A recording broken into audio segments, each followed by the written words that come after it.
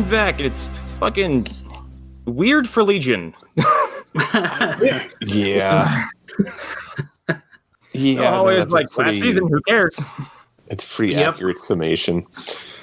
Mm-hmm. But would we expect anything different, especially from the final season from Noah Hawley? Basically, also way funnier than I was anticipating. Yes.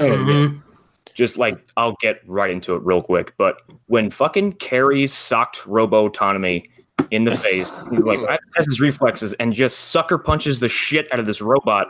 I had pause. I couldn't breathe. Well, also, I've never seen Carrie throw a punch. So that's true. This feels like they're just like, you know what? Like, this is the last remnants of the X-Men on the Fox deal. Just do whatever you want, Noah. Yeah, exactly. But real quick, I'm Connor McGraw, and this is going to be our kind of welcome back Legion episode. Talk about episode 1, maybe a little episode 2. They kind of run together, so if we talk about stuff from episode 2, it wouldn't surprise me. Yeah. Who else is here? Arlen Harrow, as usual. I'm Erik Fedorchak, and beware of the homogeny of milk, the industrialization of cheese. No two cookies are alike unless they're cut from the machine. Okay. I dipped an Oreo in skim milk once, and then I dipped it in whole milk, and the shit blew up. And I'm Lou Gonzalez, and don't trust the mustache. That's right. What I just read is actually what was written above "Don't trust the mustache." Yeah. Oh shit! I didn't even notice that. Yeah, well, I have it paused right on that screen. So that whole so let's just roll episode 1. The first 15 minutes of episode 1, I could probably watch on a loop over and over again and just be enthralled by it. They thrust you into someone else's perspective for quite a while, which is really fucking cool. Yeah. And a character that we've never seen or heard of before either. Nope, but they keep sticking her in Jubilee-looking outfits. They do. They really do. Yeah. I mean, I think that's more just a reflection of the style that they go for in this show, and especially whatever time period this is supposed to be. I think I figured that out. Yeah, we kind of get some answers in an episode that we aren't reviewing, but it gives us a pretty clear range of periods. Because the hippies, so and because Xavier's youth, well, we don't know where he is at the present time, but I'm imagining it's 60s, 70s, probably 70s. I mean, we see him. This is way ahead, and this is kind of a spoiler, but we see him fighting in World War II in a later episode. That's comic. Yeah. Interesting. Very interesting. Well, if he was 18 in World War II, then he'd be in his 40s and the 60s. Yeah, makes sense. Yeah, that would line up with comic whatnot. Yeah, but we don't even see David for about, I don't know, half an hour? Oh, yeah. 20 minutes? 25 minutes? Yeah. They lean heavily on the Switch character for most of the episode. Who is listening to ASMR time travel instructions? Yes. This is their replacement for John Hamm. And I kind of dig it. It seems like time travel is also the plot device of the year. I was going to say that it's so weird. I do like the way they represent it. We actually get to see what it looks like. Yeah, and it's across the board. Mortal Kombat did it. Avengers did it. This is doing it. Flash is synchronicity. Lots of synchronicity there. And then Mortal Kombat, though, is hey, you got to the end. We just undid everything. Are you going to show me what the new status quo is? No. Quick side note to what you said earlier. Yeah, it's exactly the 20-minute mark David shows up for the first time. Right. Look at that. Yeah, he's just stepping out of the house. What was that, Lou? I was just saying, I bet you it's very specifically the 20-minute mark is why. I feel like there's nothing in this show that's not purposely done. Oh yeah, definitely. Yeah, I agree. There's a lot that feels intentional. Especially a moment I want to talk about when we get a little closer to it, involving a fucking hook. That was it was. I'm still surreal moments of TV I've ever seen because it was played completely straight. Well, still don't understand what it does, but I like it. It's a fucking stage hook, but I don't know why like this team with a fucking bunch of military goons even has it. Well, it was so weird. That and how it's able to pull someone with such force that it causes something to spin like a cartoon in the air, whatever they were holding. Yeah. And they don't explain it at all, ever. Like I was kind of waiting for that to happen. It's like a Carrie. That's my explanation.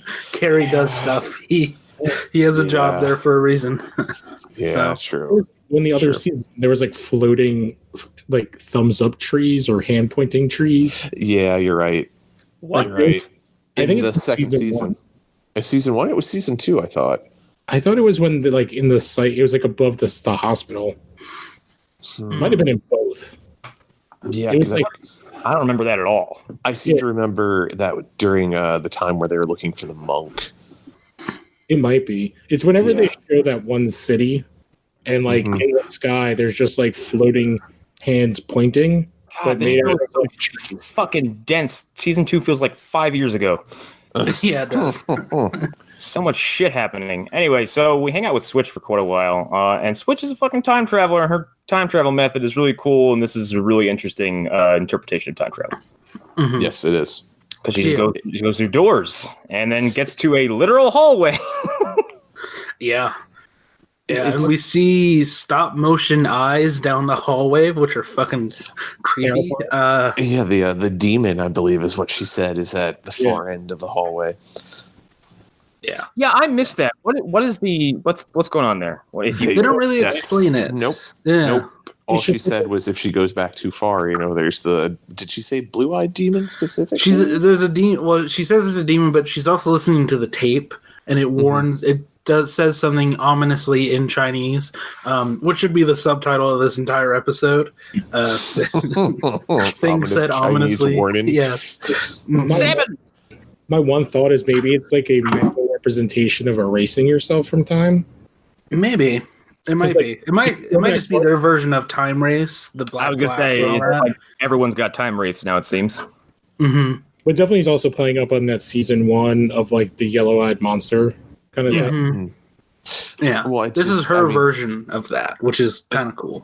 The tape says at one point, like, time is a jungle full of monsters. So that could also be.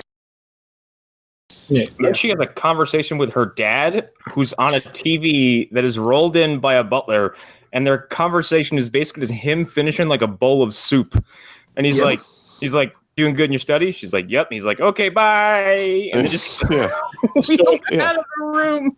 And that first happened, I was wondering, like, is that supposed to be the guy from last season with the? Oh yeah, I didn't even think about that. Oh shit. Yeah, I was like, is she his daughter? Yeah, I don't think so, because the guy who was wearing the hat, he definitely had white hair. Yeah. And I'm pretty sure he was Japanese, and she's Chinese. She's definitely Chinese. But there's like her references later of like all he does is play with robots. Mm-hmm. I was which is a good point. Yeah, that is a good point. I didn't even make that connection, and I knew she talked about robots too. But the robot thing on its own is kind of interesting. This father who sees his child more as a machine. Like all that stuff. Great character development that happens very fast, but it like immediately endears us to this brand new person. Yeah, and I'd like to point out, if she was American and that was her American father on the screen, he would just be eating a giant pile of ribs and then shooting guns in the air as they wheeled him off. Right, and he'd be wearing a cowboy hat. Exactly. You get your studies, yeehaw! I was gonna say, so he's Yosemite Sam. Yes, the American flag that would drop behind him. You varmint. Right. Yeah. Let me see here. So she finds the various things telling her to find the pregnant virgin and beware the mustache and this is where everything got really fucking strange, because like they don't even really properly explain what the fuck is going on with his cult, or they did and I missed it, but I know. Yeah, they don't really explain it. Like, I mean, I just assumed that all of this was David, basically. Like, it was all an illusion created by David. I don't think it's an illusion. I mean, I think he's got little pregnant acolytes because they fucking take down Farouk. Well, no, yeah, I agree with that. I don't mean like everybody. I mean just the spaces everybody's inhabiting. Oh, yeah. No, it seems like David created a fucking pocket universe. Yeah. I think he can create anything he wants. Yeah. So, like, everything in there, I think, is real material. It's just he created it, which is why there's the yeah. I mean, it is like it's solid, yes, and you can like probably break off a piece of it. But what I mean is, it's coming from his mind. It's something that he's. I guess it's created, which they talk about is what did Farouk call it? The minds, the mental space. Yeah, it's not a mental space. It's an actual real space that he has created. Yeah, and I think he is like when she's like. Not walking, crawling through those tunnels that seem to just go through air, like go from building to building. Mm-hmm. I think that's a visual representation of her going through, I don't know, another dimension, and she's just seeing where in our dimension she's passing through. Yeah, I completely agree. It's very similar to like the Doctor Strange mirror thing. Yes. Mm-hmm. It also gave me. Let's talk about how she fucking gets there. Mm-hmm. Because like she goes for like a walk and she just starts seeing these fucking like flyers and like pamphlets and graffiti of "Find the pregnant virgin, don't trust the mustache." The basket is always watching. She finds a paper that says "Time traveler, you are" or something like that. Yeah, well, it's then she finally finds the thing that tells her to follow the yellow bus or whatever it is. Find the yellow bus. Yeah, and it's a double-decker bus with yellow bus written on the back in yellow. And then find the pregnant lady, which is like a pregnant virgin. Pregnant virgin, which is a dry cleaner. Kind of. A dry cleaner with a child working at the counter. Yeah. Mm-hmm. Who has the voice of an angel. Who has that whole band.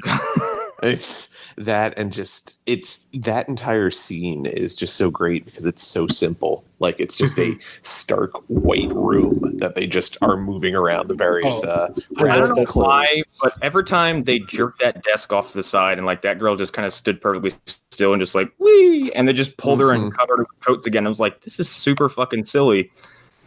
It must have been a bitch to film though. Oh yeah, the choreography on that must have been ridiculous, getting it exactly right. Yeah. But yeah, she goes in this fucking it's like a dry cleaner or a coat store or something. I don't know what the fuck it is. But then she gets to like the middle of this after walking through several layers of coats on hangers. And she's in like this like reception area. Yeah. I feel like she never really moved. The store just kind of moved around her. Yeah, they just kept sliding things in front of her. Yeah. Yeah, and then she names the pregnant virgin Orange Fish. Salmon! Yeah. Her name is Salmon! Yeah. And that's what opens up the gateways to this cult that she's trying to find. Then first they go into a musical number. Sorry, first they go into a musical number. Yeah. This was so strange, and it was stuck in my head for days. No, it's great. Well, that's one of the things about this show. We've always thought, I was like, the music is maybe one of the best things. Yeah, and this is a weird departure because usually it's produced in-house by Noah Hawley and the other guy. Jeff Russo. Yeah, they do covers, but this was an original band they brought in called Superior Organism. Organism, I think. Yeah. There were all the people that are actually there, right? Yeah, like the whole band was there with a couple extras. Yeah. I did not know that. But yeah, they break into this kind of percussion-y, weird, like super indie pop song, and then Switch crawls into a glass tunnel, and then it crawls across the multiverse or something. Yeah, something like that. Yeah. Explaining what you're looking at in this is really complicated. I think visually, the term you're looking for the music would be twee. It's very twee. I don't know what that means, but it sounds accurate. That's basicly think of like Wes Anderson. That is very accurate. Yeah. Which I've maintained since. Oh no, go ahead. She crawls this fucking glass tube. Go ahead. Sorry, I was just going to say, like, I've maintained since the first season that there are some very heavy Wes Anderson influences on the show. Oh, yeah. 100%. Yeah, definitely. Because I can remember trying to say that to people who were watching it, and they're like, I don't see it at all. I'm like, did you not see that dance number from the first season? I just think if you look at those people might not have seen a Wes Anderson movie, or I don't believe that. I just feel like if you look at the color palette alone, like it just looks like the look of everything is very Wes Anderson. Yeah. And there are moments where like they the really use models and stuff like that, which is a very Wes Anderson thing. Now. Especially when we get to the house, like I feel like, oh, that's a Wes Anderson cast of extras. They're all just like leafy, European-y looking people. Yeah, in like weird clothes. I mean, Noah Hawley already mastered doing the Coen brothers for like 3 seasons, so why not do Wes Anderson? Yeah, that's true. 3 seasons. 3 seasons. Yeah, that seems which is the perfect character to do it with. Yeah, but then she crawls out she crawls out this glass tube, and then she's into a headquarters or base or haven for a bunch of pregnant girls. Yeah, but a bunch of hippies smoking something. But there are men and women. There's just a shit ton of women. Yeah, and there's a pig that is hooked up to a tube, and it has. It's just a giant like water like bottle like you'd have for a hamster or something like that. Yeah, and then it's extruding milk from its many nipples that people are smoking. Yeah, I want to be in the room when Noah Hawley comes the blue liquid. I mean, Noah Hawley is a fan of The Last Jedi, like we all are.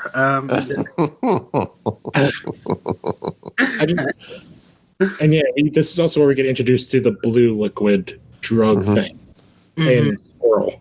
Yeah, and the explanation that David is just producing it. Yeah, like it's like, not. That's frightening. It's like, what is this? I made it from what? Nothing. Okay. Just might as well put it in my body. It's mind juice. But I feel like it's kind of like residue when he uses his powers or something. Yes. Especially after the second episode, like it feels a little bit less in his control. I mean, the closest thing I can think of is like protoplasm or necroplasm or that kind of stuff from paranormalness. Psychic plasm. Yeah. Yeah, I don't know. That one. I mean, I accept the fact that we're probably never going to get a complete and concrete answer to it because it's exactly, but it's so bizarre. I mean, I really enjoy just being able to just like come up with my own answers. That's something that we get so much in Legion, and I love it. It's like bottled emotion, and so blue is like kind of a joy. Yeah, or euphoria is probably a better word. Yeah, well, and that's learn more about it in the next episode. I mean, that's something you see. I can't remember if it's this episode or the second one. You see the hippies, whatever they are, like putting it into lunch boxes that are emblazoned with David's face on them. It's in both of them. Okay. Which is that are we to assume that they're sending it out into the world, or? Yes. I see that as that's how they recruit. Okay. That like they makes sense. go out and put it on the street as a new drug, and then bring more people because there are men in this thing too. I think that's ultimately there's that weird. Yeah, who's the weird chemist guy? The one with the wig. Yeah, Squirrel. Yeah, Squirrel. Yeah, he's the guy that gets hooked. Yeah, I think the fluid might be how super future David takes over the world. If I had to guess, I 100% agree with you. That's what I thought. Okay, that would make sense. Especially with what happens in the second episode. Yeah. It's his version of the Ocean of Slime from Ghostbusters 2.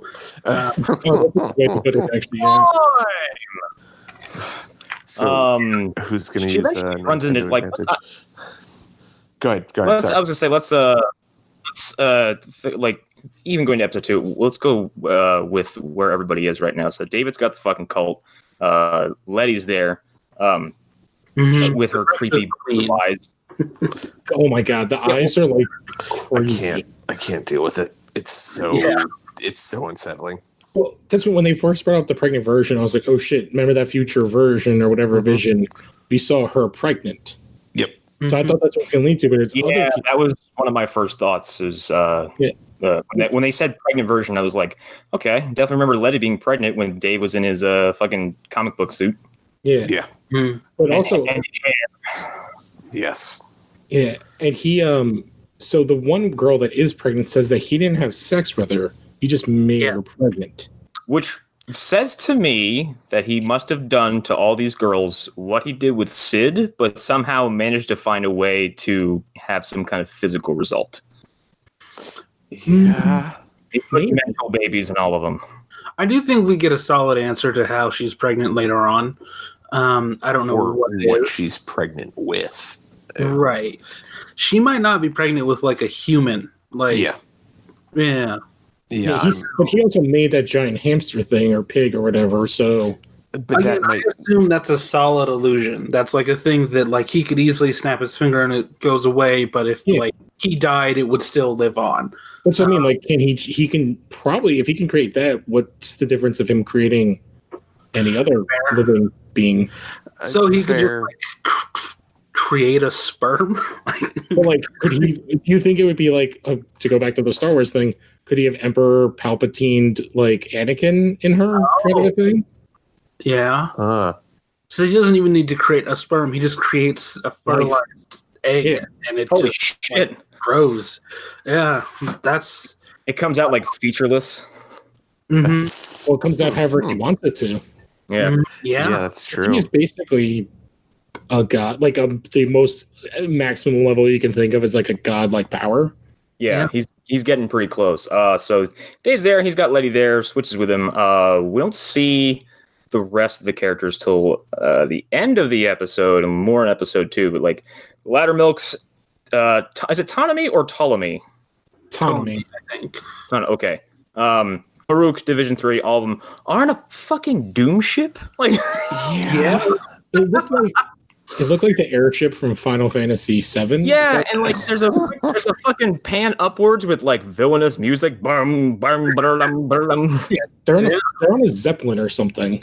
Like, yeah, it's a lot of different things at once. It looks kind of like the spaceships from my favorite movie, The Fifth Element. It's very. You finally came around. No, that was a sarcasm. Yeah, lots of people do, but Arlen hates it. But even like they lean into dressing everyone in all fucking black, and they have bad guy music, and they're all dressed like the Empire. Well, Sid is like straight up X-Men like 2000s outfit with her leather jacket. He actually kind of looks like what's her face in the first 2 seasons, a younger version of her. That's what I was thinking. Because when my wife and I were watching the show, at first we thought that was who that was. You're talking about Dr. the Melanie, the one that was with Jermaine Clement? Yes. Okay. Yep. That would be real interesting. That Sid grows up to be her. Yeah. Yeah. Oh.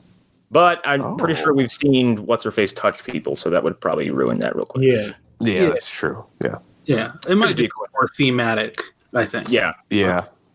And of course, Amal Farouk's there, and Burnface guy is there, whose name I keep fucking forgetting. Yeah, I only know his real life name because I have a. That's all I can remember. So his real life is Hamish Linklater. So that is a hell of a name. Yeah. Any relation to Richard? Yeah. I don't believe so. Okay. Yeah. And they put Ptolemy in a fucking robot body with a like a cybernetic crystal mohawk. Yeah. He's kind of got like a weird, like, it's not Yondu level, but it's very similar. I expect it's very like I just grew my own crystals kind of looking thing. Which I'm glad they brought that character back, but they also kind of didn't.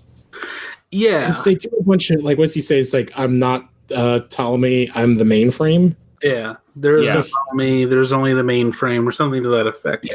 So it's very Ghost in the Machine kind of thing. Yeah, and he's got a mustache because the girls have mustache. Yeah, that's what Carrie says. Why do they have a mustache? Well, they have mustaches. And he's talking Tommy's like, why do I have a mustache?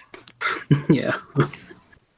So that's where everyone is, and a lot of the first 2 episodes take place in the same few locations. Well, before we go get, ahead. I'm trying to remember in the first episode, is it Sid has a conversation with the burn face guy that about like her going, or is it her and? No, it's her and Farouk, because there's a exchange between 2 of them that I really liked, where he says the feelings, like, you felt love, and that doesn't just go anywhere. It has to become something else. All that passion doesn't just evaporate. It has to be converted. And she's like, what is that? Some bullshit knowledge of the universe? You just made that up. And he's like, I'm 2,000 years old. I don't make anything up. Yes, I love that. Yeah. She is a good actress, but like every scene he is in, he is just oozing with like charisma and menace. Yeah, at the same time. I've never seen this guy before this show, and I really want to see him do more shit. He was in Aladdin. I haven't seen it. Was he really? Yeah, he played the Sultan. Yep. Whoa. Yeah, he has other stuff, but like he's never gotten like a kind of a big role like this.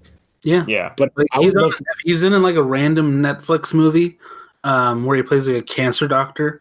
Yeah. I feel like I want this guy to be like a Bond villain. Oh my god. Yes. Especially like a classic Bond villain. Like if they did a 60s throwback thing, like he'd be perfect. He's so like he just pulls off like, I'm the smartest man in the room. I know it, you know it, now go fuck yourself. Mm-hmm. Like it's just so great. Yeah, it is. Oh, and we meet Burnface's fiance, husband. Yeah, I can't remember. I mean, I know they talked about it when in the last season. Like, wasn't he talking about him as his boyfriend at the time? But maybe I was wrong. Maybe he's saying it's. I remember them talking about him in the first season. He came. It was. Yeah. I thought it was the second where they were talking about the ice cream. There's like a locker room scene because he went away for most of the first season. Then he comes back, and I think he's in the locker room with his boyfriend, and he's like giving him a pep talk as he's dressing up to go and storm their facility back when they weren't working for the government. Speaking of season 1, there was a character who helps David escape that facility like a TK freak. He was throwing shit all over the place. What the fuck happened to that guy? I thought he got killed. I don't remember him dying. Oh, I think he died when they were in David's childhood home. Oh, yeah, you might be right. Yeah. I think he got killed. Silent episode, maybe? Yeah, I think he got killed by Farouk. Yeah. Yeah, no, I remember that guy. He showed up pretty prominently in the escape scene, and that was about the extent of his the showing of his powers and his. Yeah, I don't remember where the fuck that guy went. But anyway, so Division 3's got their fucking airship with their evil theme. The reason I want to bring up the fiance is like he actually kind of dropped some hints that like of the company that they work for. Mm-hmm. So he works for like the higher up of whatever was it, Division 12. What is their thing? Yeah. Yeah, I can't remember the exact name. Yeah, but like he works for whoever they work for. Right. Okay. And he's just like, it really doesn't matter. Like you just have to like get him. And it's like, oh, but like, what are you spending so this money? And he's just like, it's going to be the end of the world. And Yep. Yeah, let's spare some expenses for the apocalypse. All right. Right. As I'm sorry, I just real quick as I'm scrubbing through the episode just to see some things to remember. Seeing Autonomy, whatever, he looks like Jack from the Tekken games. Oh my god. Yeah. Yeah, because Jack has those weird lines to indicate he's not human. That's robot flesh, and Autonomy has the same thing. Yep. Anyways, so we get David speechifying a lot in the first episode because he's basically giving Switch we get like a version of the chalkboard sequence. Mm-hmm. Kind of, but it's also got the twist of being like a cult leader trying to convince someone like, hey, I'm a great out guy. of his mind. Oh, it's very Charlie Manson, David Koresh kind of thing going on. But when you said to Chalkman, you mean like him talking to different versions of himself? Yeah, where he's going over his own origin story, and he's like, oh, my dad gave me up, and blah, blah, blah. And he kind of like paraphrases that, but instead of the chalkboard, there's like big projections behind him and shit. Yeah. I think we've seen, like, besides main David, 2 other personalities. I don't think we've seen more than that. Embraced the whole I might be a little schizophrenic thing. Yeah, because there's like the British one, which is his real voice, which is like the one in the chalkboard scene. And then there's like the completely unhinged version. He has a couple of them. Yeah. Seems like more than just that. Because even in one of the later episodes, he's talking to like a completely new voice that we haven't heard before. That's what's like. I think they're like kind of adding more and more as we go along, which is interesting. They didn't leave that part out, but it wasn't there. The fact that he had like multiple personalities, they kind of sort of stepped away from that after the whole Farouk stuff, and yeah. Well, the Farouk stuff took such center stage with the second season that they weren't really going to focus on that. Speaking of Farouk, he has an interaction with Switch in the first episode, the second episode. I think it's the second one. First episode. First episode. Okay. Because he finds her as she's traveling through time, and he's in the astral plane. So so we have the first time she meets David, and Farouk talks to her after the second time. Yeah. Yeah. And all throughout her meetings with David, the place keeps getting raided by Division 3, and he keeps getting murdered in various ways. The first time, Carrie cuts his arm off. Yeah. And then he obliterates her. He obliterates her like 4 times in this episode. Yes. And then Sid shoots him with a shotgun in the chest. I do like that Carrie's appearance and weapon is a direct reference to the Timeline episode from last season, where he's the crazy homeless dude and she walks up behind him and slices him in half with a sword. Yes. Yeah. Well, and her just using a sword looks badass, especially with the outfit she has. So. Yeah. But then each time Dave dies, Switch time travels to 20 minutes prior, 30 minutes prior, more or less seeing this and maybe trying to get a different outcome. And Farouk even calls her on it. He's like, so you saw Dave die, huh? Yeah, and you're trying to prevent it? Interesting. Yeah. Because the second time she goes back, she's trying to get him to leave, and they're like, start walking. He obliterates Carrie again, and then he's just killing everybody. And then we see like he like turns a corner, and I think Sid shoots him in the head this time. Yeah. And that's where she like just escapes. But Farouk sees her, and that's how he cuts her off. Yeah. When she escapes Farouk's little mental space, she does so by creating a portal on a tea tray and throwing it over her head. Yes. It's so good. And Farouk has this look like, oh! He's like, clever girl. He's just delighted when people thwart him. He's like, oh, this is new. That was new. Wow. Well, that gets played in like the second episode when him and Sid talk, and she's like, "Oh, we do this." And it's like, what would be the fun in that? Yeah, like he likes the game. That, and I think his angle here is he's protecting David. Yeah, I think he's always been protecting David. He loves David. I think I agree. He definitely loves David more than he loves most things. He did spend 30-something years in his head. Yeah.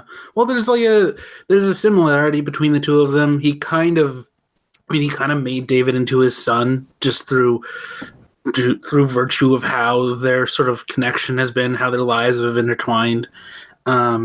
So yeah, like, he's interacted with Farouk more than he's seen and interacted with Charles. So it's just like what would happen. Like I guess we've seen like him die, but in that one in season 2, when that episode, when he gets cut in half, doesn't he like explode or something? Yeah. Or is he starting to explode when she cuts him in half? I think he was starting to. It just occurred to me, Farouk has a very similar arc to Thawne. It's remarkably similar. Like, yes, and we don't know the end of the difference. He goes to take over David as a way of punishing Xavier, basically, and Thawne is punishing Barry for things future Barry did. So yeah, like it's kind of achieving the same thing. And what did I do? You haven't done it yet. Mm-hmm. But I lost my train of thought. Psh, there it goes. It's gone. It tends to happen with this show. Well, yeah. I think the only thing left in the episode is like basically the ending of when they go the third time. They use the hook. We kind of get to see the hook more. All right, let's talk about the hook for a minute. Because we mentioned it earlier. So, like, this dude Squirrel is outside of this house. It's kind of like house, building, where the fuck. It's like keeping guard or something, drinking tea. And I think it's just getting high. Yeah. And then this pink candy cane striped hook. Like, it looks like it's fucking plastic. Enters the frame and yanks him off like he's a bad stage performer. Yeah, it's like the hook from Showtime at the Apollo. Yeah, that's exactly what I was thinking. Yeah. Yep. Yeah, well, that's the other thing when Squirrel is out front drinking his blue flower juice. There's when he first does it, like you see the tattoo on his chest, like climbing up his neck, and I like he's getting infected when he's drinking it. Yeah, it just reminded me of the blue flower thing, so don't let me forget that. Okay, well, I was going to say, I mean, you might as well bring it up now. Because in the beginning of the episode, Switch steps on a blue flower, and it screams. Yep. Oh, that's right. So it's escaping, like it's getting out there into the world. Yeah, his thing, because he's making the blue flowers. Mm-hmm. Yeah. Mm. Yeah. He's slowly spreading himself, and I'm not sure if he really is aware of it. He's like becoming a virus across, and he's kind of breaking out. Because for it to scream, they're kind of showing that it has some sort of sentience, I guess, or at least feels pain. Yeah. Well, I mean, I think David's powers are kind of like that giant mushroom that's in the forests of Washington State. That like it's the largest living thing on Earth. Like it covers acres of like underground area of the forest. I don't know what this is. He's my home dog. I hung with him last weekend. It was real nice. Yeah, no, you don't. I forget what the name of it is, but and I forget which forest it is in Washington State.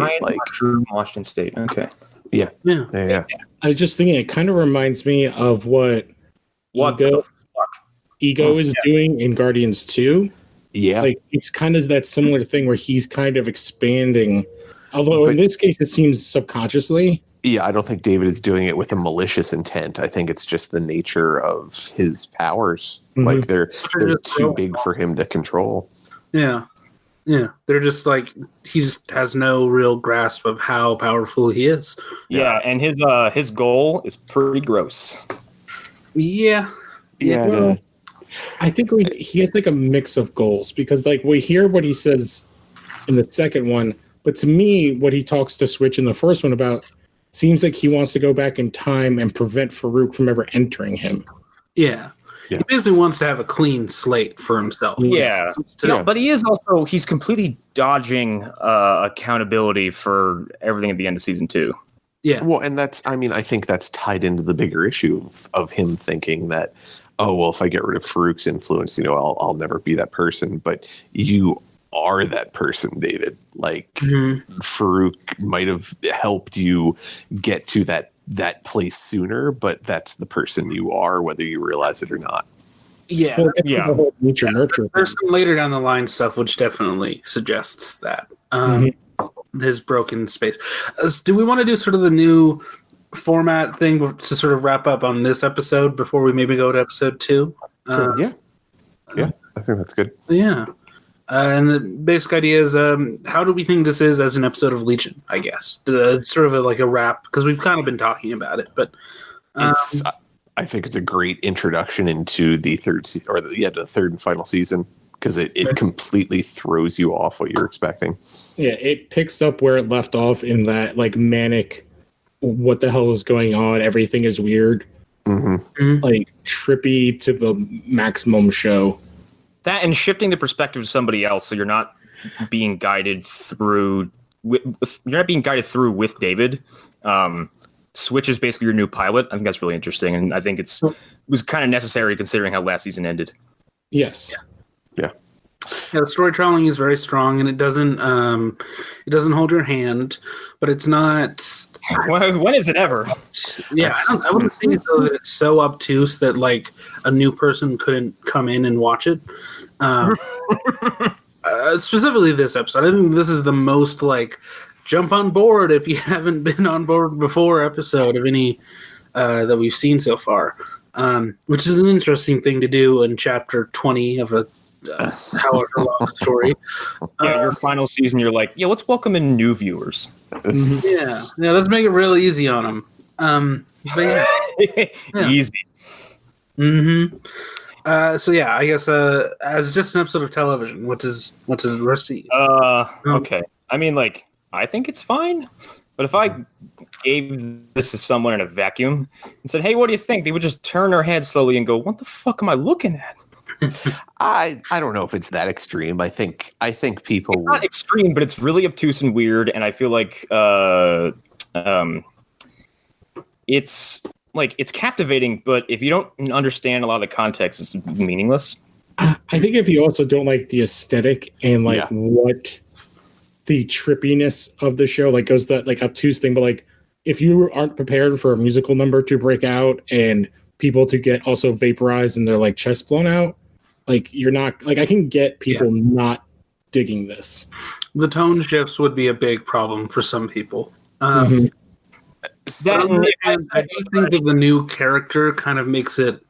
I think that's why it's so easy for this episode compared to others. Like, and if I told a very relatable character, if I told someone this show is eventually about two psychics who come to blows, it would be like, oh yeah, so we're gonna have like a psychic battle. I'm like, yeah, but not how you think. It's better than you think.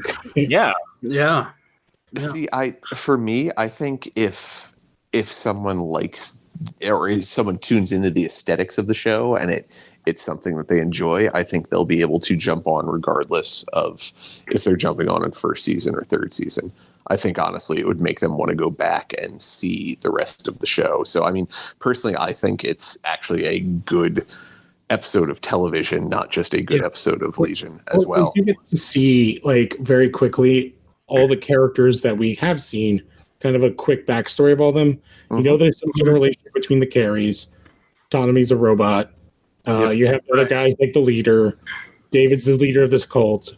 What's her name is Aubrey Plaza's fucking crazy and weird. Yes, Major Domo. Yeah. And I mean, and David even explains in the first episode, like what Farouk is to him and you know, where he's coming from. Like they give you that background. So it feels like a jumping on episode, but like you guys said, as ridiculous as it is for a chapter 20 of the third season of a show that's going to be done after this. So in that sense, it's kind of a failure because it's like, hey guys, like you don't have a lot of time left. But personally, I would still, if I'd never seen the show and I'd seen that first episode, I would be intrigued.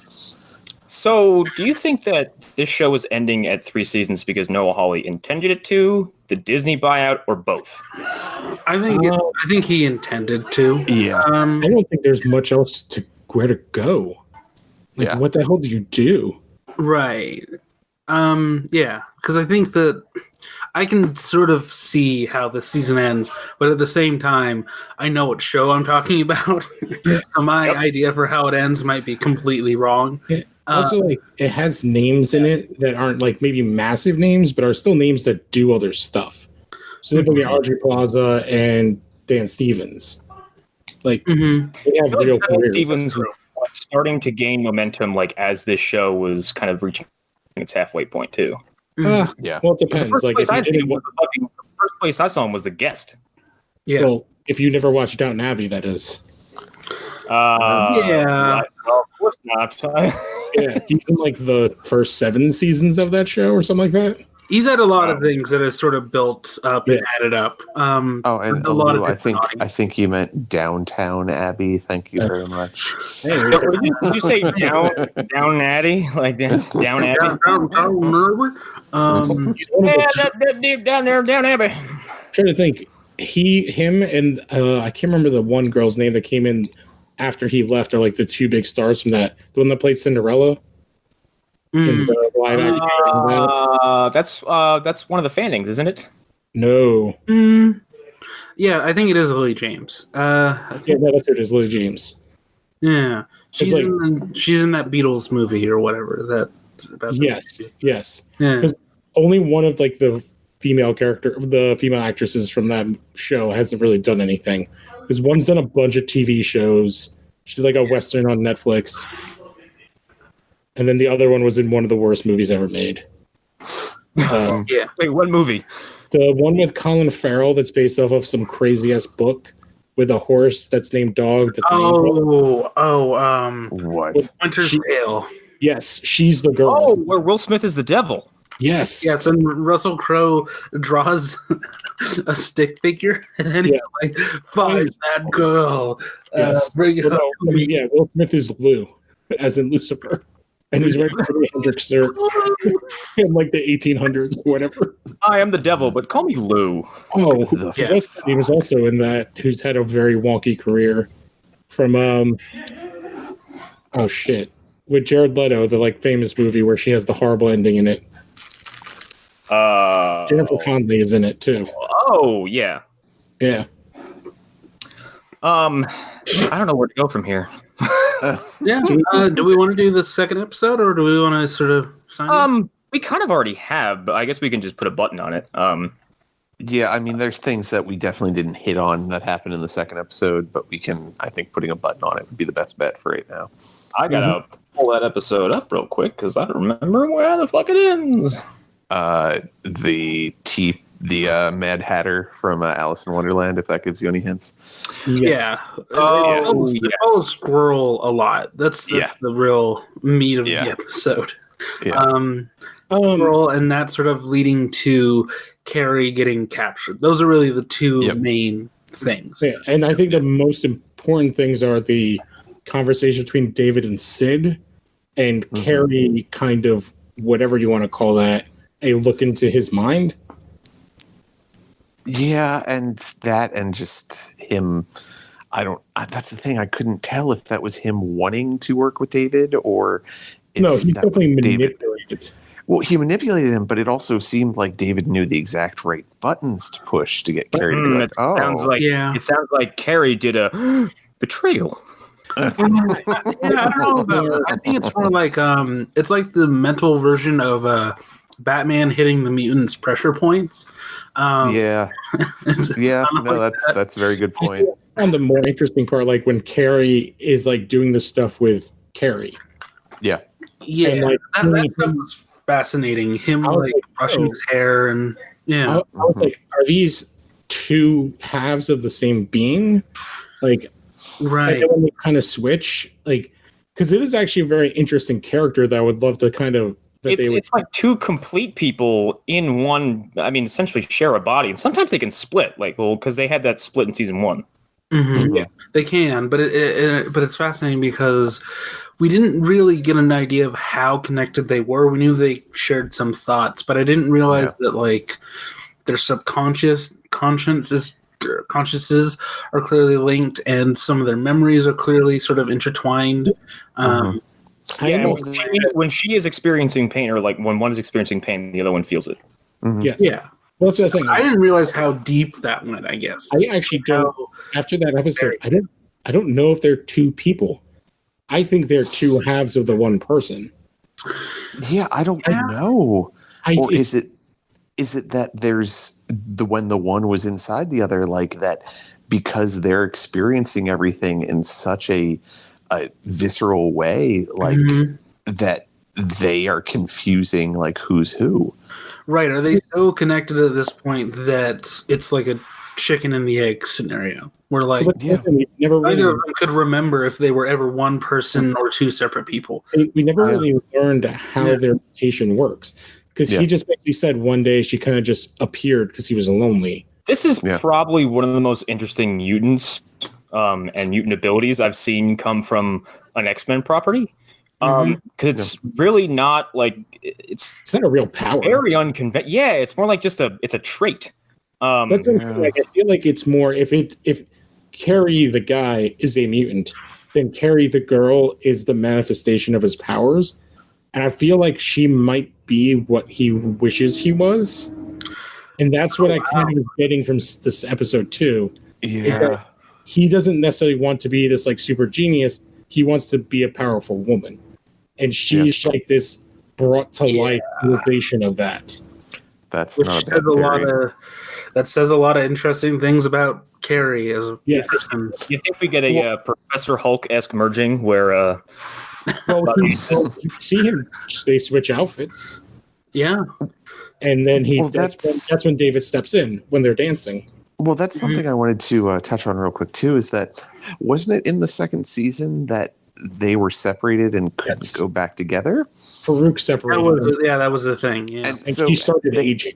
Yeah, and they haven't dealt with that at all yet. Which, I mean, mind you, this is however far into the future, so maybe Farouk made everything better. But I get the impression that they are two separate entities now. I think he says something about like I can't be away from her for long to David. I can't remember. But she started aging, and then she also was like she had never eaten or gone to the bathroom before. And they specifically, before she punched out autonomy, that she's like, "I'm hungry." Yes. And, and she knocks him out, and then it's like, "All right, I'm going to eat." But she might just enjoy food at this point after having forced to do that. True. that, or one of them dies by the end of the season. And oh God, which would be the worst. I don't know if either one of them could survive if one of them died. Honestly, Yeah, because it's it's like I almost see it as reverse Firestorm. Yeah, kind of. Yeah. And it's also, as opposed to letting a dominant, personality into her body take over certain aspects. It's like, no, they're both two individual pilots who tend to swap control willingly. She's a subconscious part of his mind that gets to have her body. Yeah. Yeah. I don't know. Yeah, I don't know. There's a lot of things that hopefully will be answered, but probably not as we go on. Yeah. Yeah. But yeah, I guess the other thing is the thing with Sid. And that whole conversation. Yeah. I think it was like more of the same in many ways. And it just led to like the anger in him. Mm-hmm. Which we got to see all that, which looked great. I did like seeing David on almost full display of being offensive and defensive with his powers. Because we don't really get to see him use them in a combat fashion. And this, like, he's walking into hallways just like, deflect bullets. Yeah. Oh, yeah. The first episode, Yeah, well, that's with this one, like with the second episode, like with him and Sid talking, it is a lot of going over what happened essentially at the end of the second season. But I feel like it's also just showing that he hasn't grown past any of that. Like he thinks he has, because he's got this handy dandy little cult that he's in charge of, and he's got all these people that love him, quote unquote, unconditionally, but he hasn't grown at all. Like he doesn't understand, or he does, but he just won't admit to it. And I think he doesn't. A lot of his actions come off very childish. And I think that has to do with Farouk being in his head, that everything he does is very childlike. It's, I want this, I take it, this is bad. And he absolves himself of guilt. Yeah. It's a lot of that. It's a lot of pushing. Yeah, it's a lot of pushing the blame onto other things. And she does have like the world's greatest excuse for that. Yeah, because a 2,000-year-old man monster was living in his head since he was an infant. So that only goes so far though. Exactly. It's still his entire idea of reality is so bonkers, which Farouk also brings in, like he talks about, where he's But I mean, that's the fundamental issue here. With at the end of the second season, like he went in and changed Sid's brain. Well, we see that in this episode too. He goes in and changes. What the hell's her name? Changes Carrier's brain, and he changes somebody else's brain. Lenny. When Lenny's when it's him, Lenny, he's just like, you're hungry and you're happy. Well, like when he just wants people to go away, and it's the thing. Well, and that right there, he doesn't want to do things the hard way. He doesn't want to go the long road. Yeah, he doesn't want to go the distance. Although I feel like that part with Lenny, like that didn't really work. Like I'm wondering what the showdown is with her, because I think it's coming. Like she's a little bit too power hungry right now. Well, because the character we saw in season 1 wasn't actually Lenny, except in the flashbacks. Yeah. So she's only really the character we saw in season 2 and now, where she was the crazy drug addict girl. Yeah.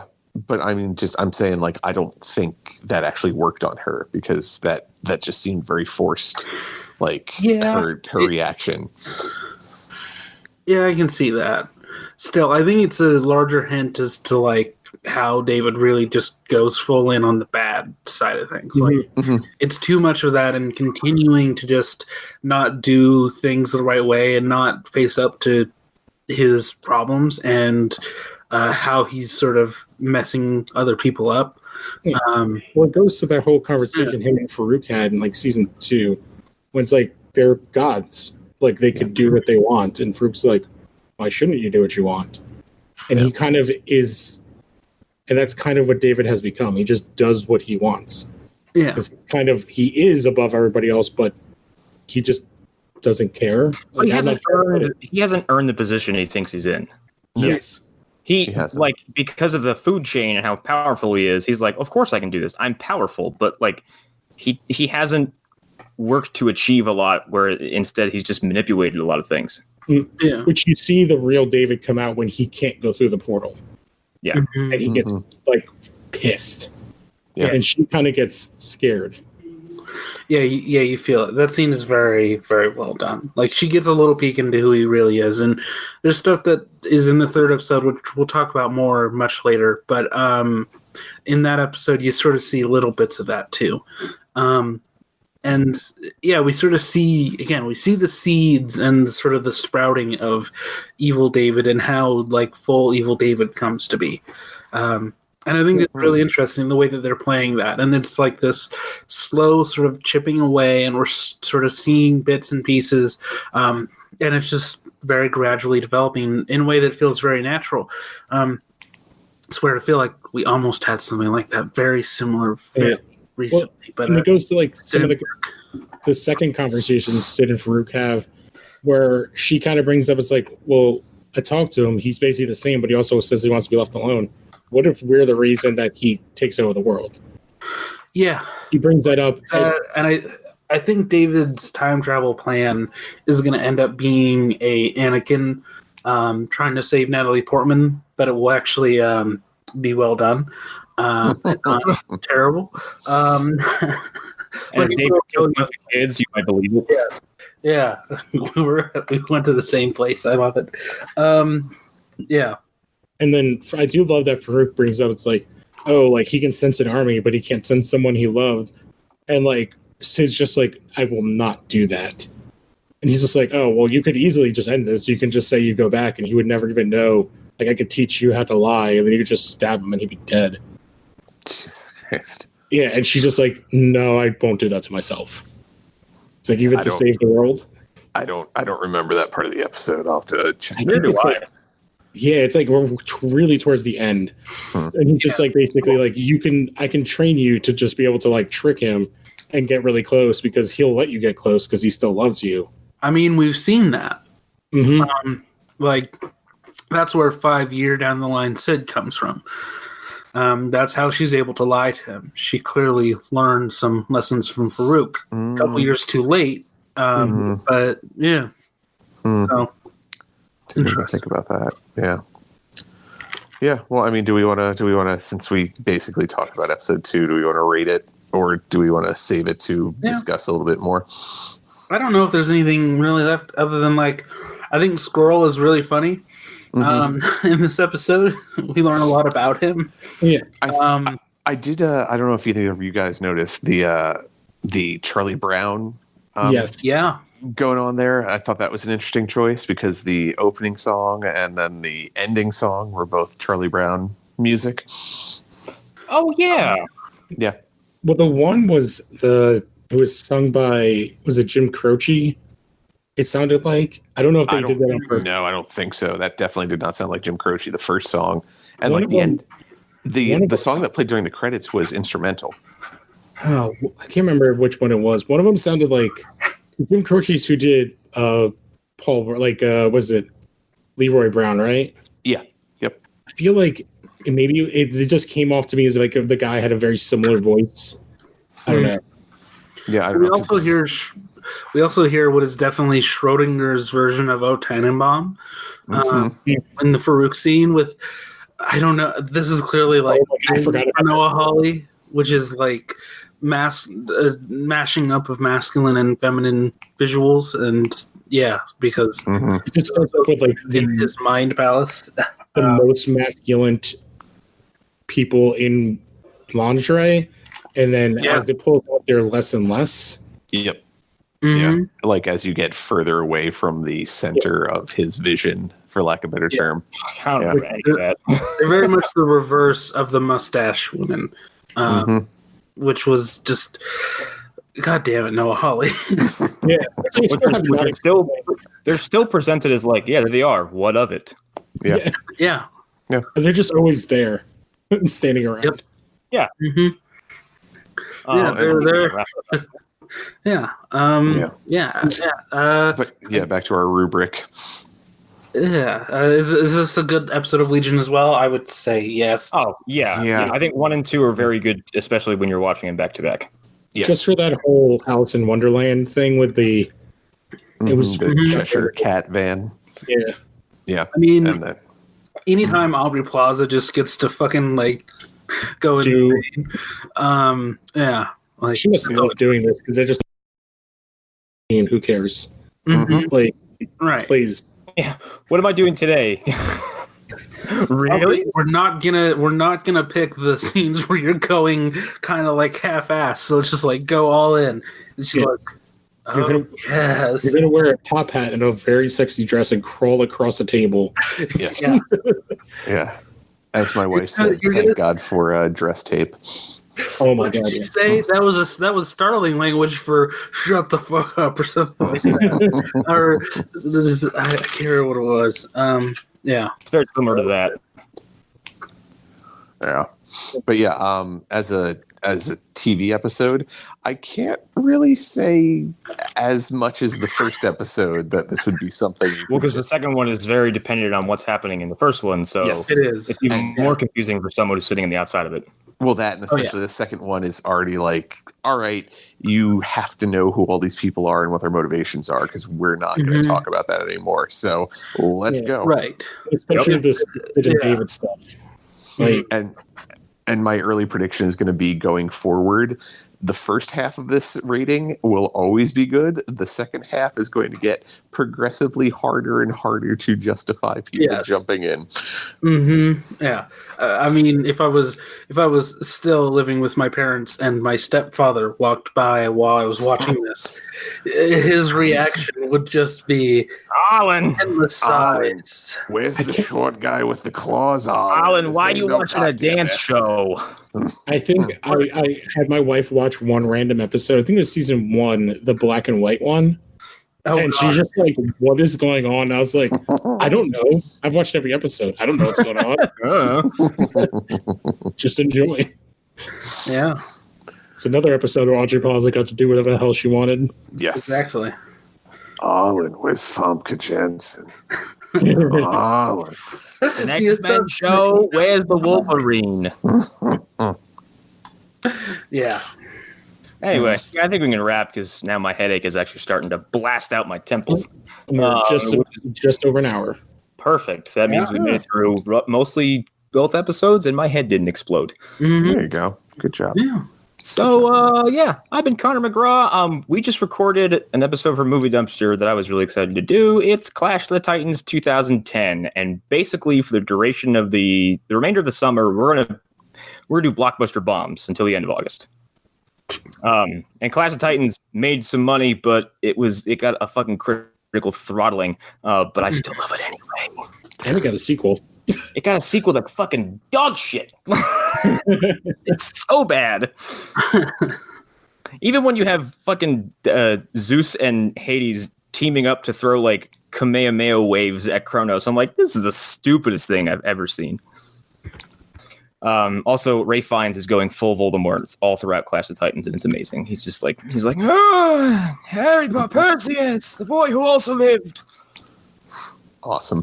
But anyway, and Super Mario Bros. Is out. That's some good shit. I don't know what the fuck we're doing next. I think we're doing a Terminator movie soon. I'm just not sure which one. It's either going to be 3, Salvation, or Genesis. It has to be Genesis, because that's the worst of them. Salvation's probably the best of them. Like, part of me would be excited to do Salvation because I would like to say good things about that movie because I think it does some cool shit. But it's also really stupid. Like, it still bothers me that a bunch of people got snuck up on by a giant fucking robot. Sure. Yeah. Isn't Bryce Dallas Howard in that? Yes. That's Silver Claire Danes' role.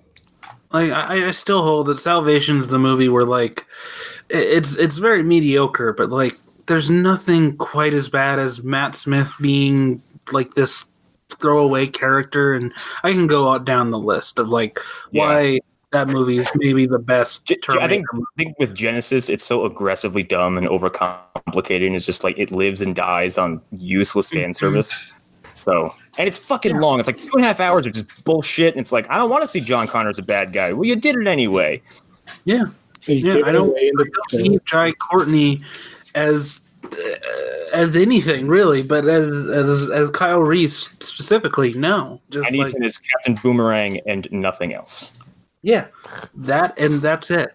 Maybe in a Jack Reacher 3 where he comes back as like a zombie, I'd be into that because. Pretty sure he dies in the first one. But anyway, that's all my plugs. I don't have anything else to say. Yeah. Let's see. Lost Horror Podcast. It is now sort of a bi-weekly thing because scheduling and lives. So look forward to that. And Monster Mash, which we will get back on board. It's just, again, life goes on and interrupts you and throws giant boats in your face. What? So yeah, that's kind of thing. Yeah. Well, alrighty then. I'm Erik Fedorchak. You can find me at Erik_Fedor on Instagram. There's pictures of dogs and cats and food and comics and things of that ilk. There's actually a really great picture or a couple pictures of Otis celebrating his second birthday. Those are fantastic pictures of that dog. You know, he's got his mouth open a little bit and that little smile. Yep. Yeah, that's his smile, his little underbite smile. Yeah, I was holding a package of steak where I wanted him to look because I get him a steak every year for his birthday. So wow. Yeah, well, it costs $7 for a steak. Whatever. He gives me infinite joy in my life. It's just that you don't want to know how much those cakes that my wife bought for my dog for his 10th birthday. She bought him 2. Oh God, no! And that's the thing too. My wife's like, well, yeah, or you could spend like $7 on some crappy like grocery store cookie that would probably cost about that much, and it wouldn't even be nearly as good for him as just a raw steak would. So yeah. I'm also floating around the Phantom Zone, and there's pictures of comics I like to put up occasionally, even though I haven't done it in a while. And the other thing was Arlen. I bought all of these crab legs. They're going to expire tomorrow. I killed most of the northeastern seaboard's legacy of crabs to get these. We've got to eat them all before your mother finds out. You need to come over. It's the weirdest. Plus, we've got a tanker truck full of mashed potatoes. A tanker truck full of mashed potatoes. No butter. Eat them. Eat them. I have nothing. Yeah. The Smallville Chronicles will be back this week, as well as Comics we just did. And we talked about Superman fighting the Klan. Yes. Which is actually an amazing story if you want to look it up. And I think they're doing like an ongoing, which will be interesting. It's like an 80-page book. And then Legion of Tunes should be coming out sometime soonish. Nice. So yeah. Nice. Yes, our podcast empire smeared across the internet. Yeah. Rate, review, subscribe, thumbs up, tell a friend. Yeah. The one, if we're basing an empire's strength and who leads it on the amount that they put into it, Lou would essentially be our president at this point because he's on everything.